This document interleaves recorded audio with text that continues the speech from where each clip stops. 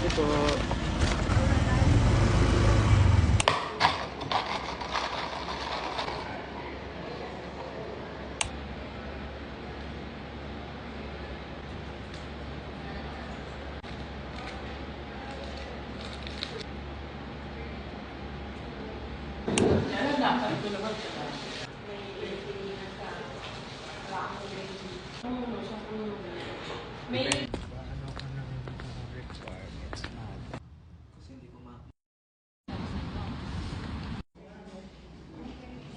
Sasabay ko na din yung sa client ko.